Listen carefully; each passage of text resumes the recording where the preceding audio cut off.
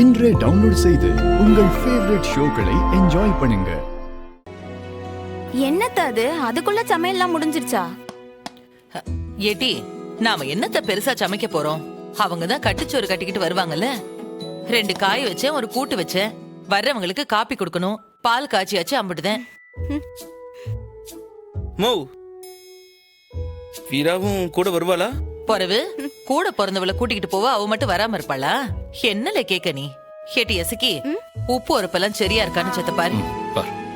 இல்ல ஒத்தோட்டி, இப்ப அந்த வீரா வந்து என்னத்தை நீ கிழிக்க போகுது? என்னமோ பெருசா ஜொல்லு விடுதே. போ, உனக்கு என்னோட திட்டம் புரிதா இல்லையாப்பா? ஆமா, திட்டம் ஆபரேஷன் சிந்தூர். வீரா வீரான்னு நாக்க தொங்க போட்டுட அலையுது. எனக்கு என்ன தெரியாதுன்னு நினைக்க?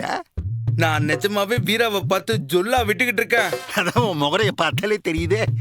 ஐயோ அப்பா, அம்புட்டு நடிப்புப்பா.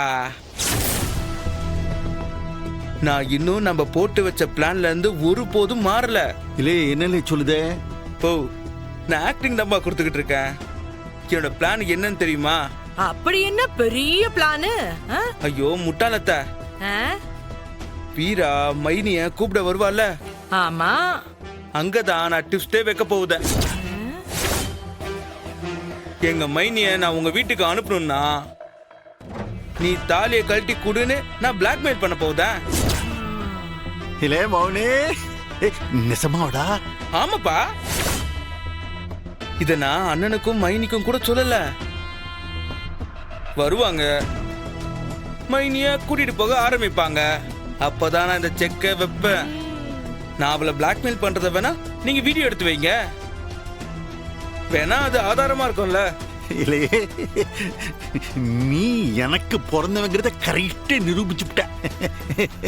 நான் என் மொபைல் கேமரால பக்கா வீடியோ எடுத்துடுறேன். ஆனா நீ மட்டும் சொன்ன மாதிரி செஞ்சிடணும்ல.